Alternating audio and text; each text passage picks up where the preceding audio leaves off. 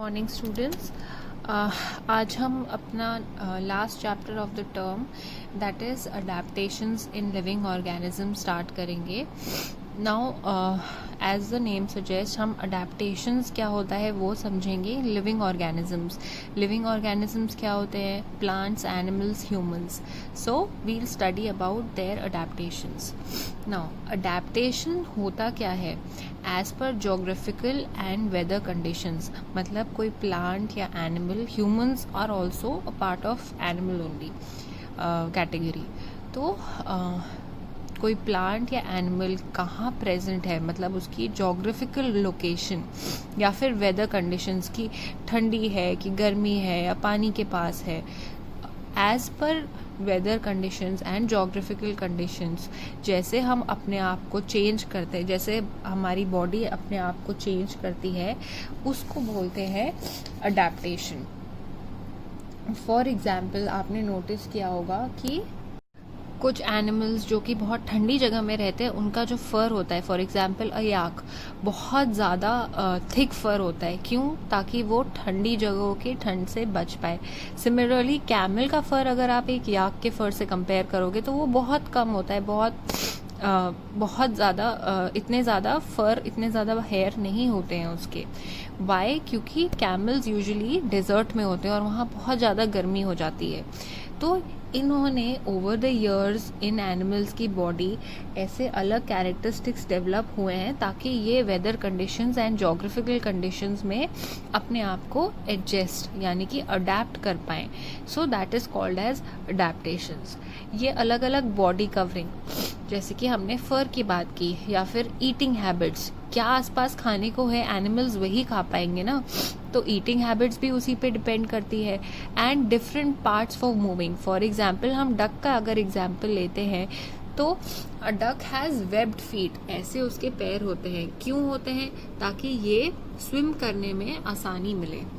तो ये development of special features, ये स्पेशल फीचर्स जो डेवलप होते हैं एनिमल्स में या फिर प्लांट्स में, जैसे कि अगर हम डेजर्ट प्लांट्स की बात करें तो वो ऐसे डेवलप्ड होते हैं क्योंकि पानी कम वहाँ पे मिलता है, तो दे आर डिज़ाइंड ऐसे कि ये पानी को स्टोर कर पाएँ। सो ये स्पेशल फीचर्स को बोलते हैं अडेप्टेशन। नाउ एनवायरनमेंट की हम बहुत बातें करते हैं, but what exactly is environment? जो लेट्स टॉक अबाउट ह्यूमंस, जो हमारे आसपास living and non living things जो हमें इफ़ेक्ट करती हैं, जिसका हम पे असर पड़ता है, वो सारी चीज़ों को बोलते हैं हमारा environment. So the non living things and other living organisms that affect a particular living organism, यहाँ पे हमने अपने आप का एग्जाम्पल लिया है, is called is its environment. Ecology क्या होती है? The study of relationship of a living organism and its environment, मतलब इसी चीज़ की एक living organism और उसका क्या environment है, क्या उसके आसपास living and non living things उसको affect करते हैं, उसकी study को बोलते हैं ecology. नेक्स्ट थिंग है biotic components and abiotic components. Biotic components are all living organisms, plants and animals present in the environment. सारी जो living चीज़ें present होती हैं, चाहे वो plants हो, चाहे वो animals हो, living organisms हो, environment के अंदर, उसको बोलते हैं biotic components. And abiotic components क्या होते हैं? non living things present in the environment, मतलब जिस आप एक जैसे ह्यूमन के बारे में अगर आप बात करते हो तो क्या टेम्परेचर है, कितना पानी है, कितनी ह्यूमिडिटी है, कितनी सनलाइट है। So these are all abiotic component. Now next part of the chapter is biotic and biotic interactions, मतलब कि लिविंग थिंग्स के बीच में, लिविंग ऑर्गेनिजम्स के बीच में जो इंटरैक्शन होता है उसको बोलते हैं बायोटिक एंड बायोटिक इंटरैक्शन। इसमें हमें पता है जो बायोटिक कंपोनेंट्स होते हैं वो एक दूसरे के ऊपर डिपेंडेंट होते हैं। फॉर एग्जांपल जो एनिमल्स होते हैं वो ग्रीन प्लांट्स या फिर अदर एनिमल्स, कि कुछ एनिमल्स होते हैं जो घास खाते हैं, कुछ एनिमल्स होते हैं जो अपने कुछ एनिमल्स होते हैं जो ग्रास या फिर वेजिटेबल्स खाते हैं, कंज्यूम करते हैं. नाउ देयर आर एनिमल्स जो दूसरे एनिमल्स को कंज्यूम करते हैं. This is how they survive. Now इसके अलावा जब एनिमल वेस्ट होता है या फिर एनिमल्स की डेड बॉडीज होती हैं, वो सॉइल में हमने पढ़ा था मिक्स हो जाती है, मिट्टी में मिक्स हो जाती हैं, जिसकी वजह से वो सॉइल डिकम्पोज होती है. इस डिकम्पोजिशन की वजह से सॉइल को न्यूट्रिएंट्स मिलते हैं, सॉइल न्यूट्रिएंट रिच हो जाती है. अगर न्यूट्रिएंट रिच सॉइल में कोई प्लांट होता है तो फिर they also it helps the soil, it helps the plant grow. तो in a way animals provide minerals to plant for their growth also. So this was all under biotic and biotic interaction. Now biotic and abiotic interaction क्या होगा? जैसे कि हमें पता है कि plant specially air, water and sunlight use करते हैं to prepare their meals for photosynthesis, and मिट्टी को यूज़ करते हैं, मिट्टी के न्यूट्रिएंट्स को यूज़ करते हैं for their growth. And suitable amount of rains चाहिए होती हैं या फिर सनलाइट चाहिए होती है, वेदर कंडीशंस जिसमें कि एक प्लांट सर्वाइव कर सके. So this is how biotic, that is a plant, and abiotic उसके आसपास के जो नॉन लिविंग थिंग्स है जो प्लांट को इफेक्ट करते हैं, दैट इज सनलाइट या फिर सॉइल या फिर वेदर कंडीशंस या air and water. So this was biotic and abiotic interaction. Now next part है हैबिटेट. हैबिटेट्स अलग अलग टाइप की होती हैं. कहीं बहुत ज़्यादा ग्रीनरी होती है लाइक ट्रॉपिकल रेन फॉरेस्ट या फिर डेजर्ट्स या फिर ऐसी जगह पोलर रीजन्स, या फिर यहाँ पे अलग अलग टेम्परेचर्स होते हैं, अलग क्लाइमेट होता है, अलग फूड अवेलेबल होता है for animals and for plants also. तो हैबिटेट क्या होती है? It is a place in the environment where a living organism lives and grows naturally. Naturally जो प्लेस जहाँ पे एक लिविंग ऑर्गेनिज्म रहता है और ग्रो करता है उसको बोलते हैं habitat. It is the natural home of a living organism. जैसे कि अर्थवर्म्स हैं, वो मिट्टी के अंदर रहते हैं.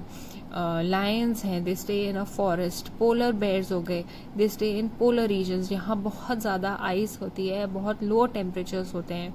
Then there are aquatic animals, there are animals जो पानी में एंड लैंड में दोनों में रहते हैं. तो this is the habitat for them. Now हम अलग अलग टाइप्स ऑफ हैबिटेट्स पढ़ेंगे. There are 4 different types. First one is terrestrial, second one is aquatic, then there is aerial and the last one is arboreal. सबसे पहले हम पढ़ेंगे about terrestrial habitat. Terrestrial habitat में क्या होता है? जो सरफेस ऑफ द लैंड होता है वो it serves as the habitat, मतलब वो ही हैबिटेट हो जाए. जैसे कि डेजर्ट्स में हो गया या फिर फॉरेस्ट में हो गया या माउंटेन्स या फिर ग्रासलैंड्स में हो गया, लाइक दिस. इनके ऐसे वाले हैबिटेट में जो एनिमल्स रहते हैं वो होते हैं हॉर्स या फिर डियर्स या फिर ह्यूमंस या ट्रीज या डॉग्स या स्नेक्स या elephants. So these are examples जो टेरेस्ट्रियल हैबिटेट्स के कैटेगरी में आते हैं. Next one is aquatic. Aquatic या तो मरीन होते हैं या फ्रेश वाटर होते हैं. फ्रेश वाटर हो गया, these are ponds, lakes and rivers. Oceans and seas आते हैं मरीन में. इधर कौन क्या रहते हैं? फिशेस रहती है. Then there are aquatic plants also. Next one is aerial.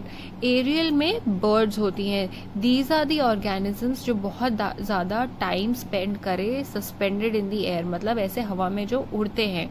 For example birds. Arboreal वो होते हैं जो ज़्यादातर टाइम अपना ट्रीज में स्पेंड करते हैं, जैसे कि स्क्विरल्स या फिर मंकीज या फिर इंसेक्ट्स, जो कि ज़्यादा से ज़्यादा टाइम हमें कहाँ दिखते हैं? On the trees. Next part of our chapter is adaptations. Now अगर हम एक एनिमल को डेजर्ट से लेके पोलर रीजन्स में लेके चले जाए, फॉर एग्जांपल हम कैमल को पोलर रीजन में लेके जाएं, तो it will not survive in a polar region. वो पोलर रीजन में सर्वाइव नहीं कर जाएगा, it will die.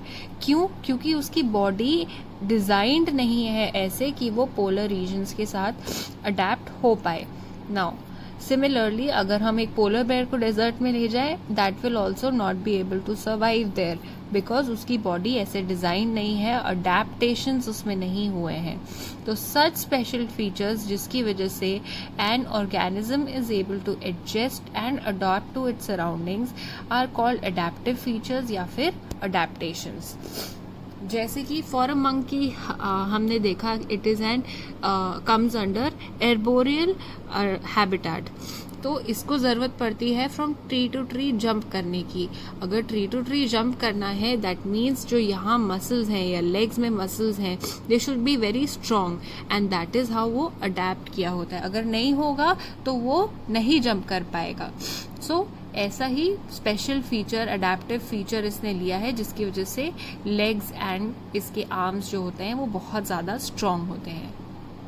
Now next part of our chapter is adaptations for terrestrial habitat. जैसे कि हमने पढ़ा था terrestrial habitat में deserts के बारे में पढ़ेंगे हम, tropical forest के बारे में पढ़ेंगे, polar regions या फिर mountainous regions के बारे में and grasslands के बारे में. कैसे यहाँ रहने वाले organisms चाहे animals या फिर plants ने अपने आप के special features over the years develop हुए हैं to adjust in the environment. सबसे पहले we will study about deserts. Now deserts होता क्या है? ऐसी जगह जहाँ बहुत कम बारिश हो, that is in figures less than 25 centimetre एक साल में. यूजुअली यहाँ पे डे टाइम जो होता है वो बहुत ज़्यादा गर्म होता है, it touches about 50 degree touch हो जाता है and cold in the night dipping to 0. मतलब रात में थोड़ी ठंडी हो जाती है, ऑलमोस्ट 50 डिग्रीज का वेरिएशन आ जाता है in deserts. Now they have sparse vegetation, मतलब बहुत कम वेजिटेशन एंड एनिमल पॉपुलेशन भी कम होती है. क्यों? क्योंकि जो ये लिविंग कंडीशंस हैं इसमें सब नहीं इजीली सर्वाइव कर पाते हैं. बहुत कम एनिमल्स एंड प्लांट्स होते हैं जो ऐसे कंडीशंस में रह पाए. Now, first we'll study about adaptive features of desert plants.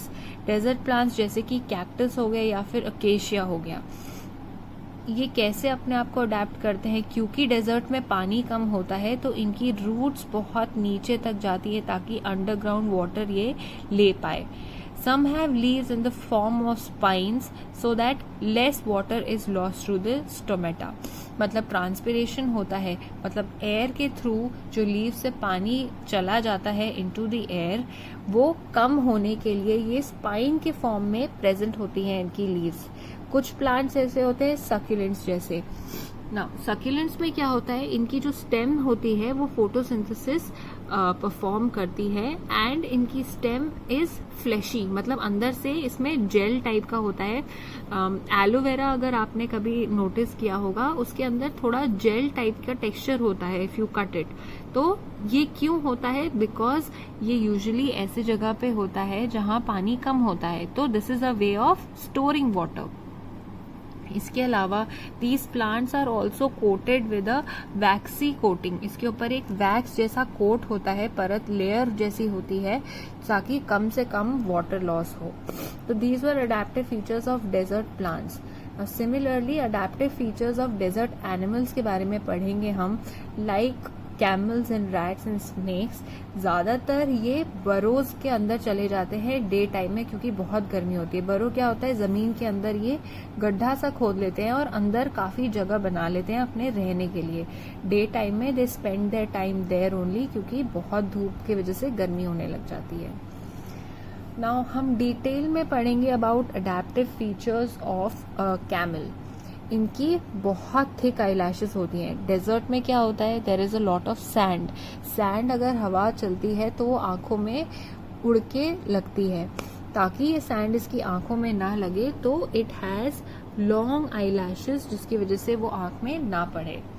Apart from that इनकी नॉस्ट्रिल्स भी, ये जो नॉस्ट्रिल्स होती है ये क्लोज कर सकते हैं ताकि ये सैंड इनकी नोज में भी ना घुसे. If you notice, they have long legs to keep them from a distance from the hot sand. Sand बहुत जल्दी गर्म हो जाती है धूप में एंड बहुत जल्दी ठंडी भी हो जाती है जब टेम्परेचर कम होता है. तो ताकि इनकी बॉडी दूर रहे उस गर्म सैंड से, इनके लेग्स लंबे होते हैं. They have thick padded feet for walking on the sand. Sand में चलना आसान नहीं होता है, अंदर पैर घुस जाता है, तो यहाँ मोटे थिक पैडेड फीट होते हैं ताकि ये सैंड में, रेत में आसानी से चल पाए. अनदर वेरी इंपॉर्टेंट फीचर जो इनकी बॉडी डेवलप करती है, that is they can drink about 120 litres of water at a time. एक ही बार में 120 लीटर पानी ये पी सकते हैं, ताकि ये लंबे टाइम तक उसे पानी की फिर आगे जरूरत ना हो. ये क्यों होता है? क्योंकि डेजर्ट में पानी नहीं मिलता है. जब मिलता है तो वो एक साथ ज्यादा पी लेता है एंड स्टोर कर लेता है. Now if you would have notice, camel का ऐसे एक हम्प होता है, यहाँ पे इसकी बॉडी फैट स्टोर होता है फॉर लॉन्ग जर्नीज. एंड जब एनर्जी लेवल्स कम हो जाते हैं, फूड नहीं मिल रहा है या पानी नहीं मिल रहा है, तो ये फैट यूज होता है. जैसे जैसे फैट यूज हो जाता है, ये हम्प भी थोड़ा सा कम हो जाता है. एंड जैसे ही वापस ये खाना कंज्यूम करेगा, तो वापस ये हम्प डेवलप होने लग जाएगा. इसके अलावा इसका जो इंटेस्टाइन होता है, that is also very long, जिसकी वजह से ये ज्यादा से ज्यादा पानी अब्सॉर्ब कर सके जो भी ये खाना खाता है उससे. उसके अलावा जो इसकी स्किन होती है वो भी काफी थिक होती है, जिसकी वजह से ये हीट से दूर रहे. नाउ वाटर कंजर्वेशन का भी एक फॉर्म होता है कैमल की बॉडी में. हाउ? बिकॉज ये कैमल डज नॉट स्वेट, मतलब कि उसको पसीना नहीं आता है. And the second thing is, जो उसकी यूरिन होती है वो बहुत ज्यादा कॉन्सेंट्रेटेड होती है और बहुत ज्यादा क्वांटिटी में वाटर लॉस फिर नहीं होता. So we studied about camels adaptive features. अब हम एक और desert animal, that is a kangaroo rat which looks like this, इसके अडेप्टिव फीचर्स के बारे में पढ़ते हैं. तो अगेन ये बरोज बना लेते हैं, अपने नीचे गड्ढा खोद के रहने की जगह बना लेते हैं, ताकि ये दिन का जो गर्मी वाला टाइम है ये उस बरो के अंदर रहें, एंड रात को ये जब टेम्परेचर कूल डाउन हो जाता है तब ये बाहर आता है. ज़्यादा इसको पानी पीने की ज़रूरत नहीं होती है. And water is produced in its body during oxidation of food. पानी से ही इसकी बॉडी अब्जॉर्ब कर लेती है, खाने से ही इसकी बॉडी पानी अब्जॉर्ब कर लेती है. Desert food generally have a lot of water stored in them like seeds. जो डेजर्ट में इसको फूड मिलता है लाइक सीड्स, उसमें बहुत ज़्यादा पानी ऑलरेडी स्टोर्ड होता है, जिससे कि एक कैंगरू रैट का फूड कंजम्पशन की ज़रूरतें पूरी हो जाती हैं. नेक्स्ट पार्ट इज माउंटेन और पोलर रीजन्स. ये कैसी जगह होती है? ये बहुत ज़्यादा हाइट पे होती है, मतलब बहुत हाई ऑल्टीट्यूड्स में होता है. ये बहुत कोल्ड होती है एंड विंडी होती है, बहुत ज़्यादा हवा चलती है. It is covered in snow like you can C. During the winter का जो टाइम होता है उसमें ये स्नो से कवर्ड होता है. यहाँ कौन से एनिमल्स मिलते हैं? माउंटेन गोट्स या फिर याक्स या polar bears and penguins in higher altitudes. And conifers and pines are the trees जो यहाँ पे मिलते हैं. Now, अगर आपने नोटिस किया होगा तो ऐसी जगह में इस शेप की, कोनिकल शेप के ट्रीज होते हैं, ताकि जब इसमें स्नोफॉल हो तो वो नीचे स्लाइड होके गिर जाए, या फिर स्नो की वजह से ही, उसके वेट से ही वो नीचे जो ब्रांचेस होती हैं वो कट जाती हैं या गिर जाती हैं, दे फॉल ऑफ. एंड इसकी जो लीव्स होती हैं, दे आर नीडल लाइक, मतलब ये बहुत पतली पतली होती है. And it is covered in a waxy coating, मतलब कि वैक्स की एक लेयर जैसी होती है. इसकी वजह से क्या होता है? वाटर लॉस कम होता है, क्योंकि ट्रांसपिरेशन को ये कम कर देती है, बिकॉज यहाँ पे पानी भी इजीली नहीं मिलता. If you can see, the leaves are needle like and they are covered in a wax coating.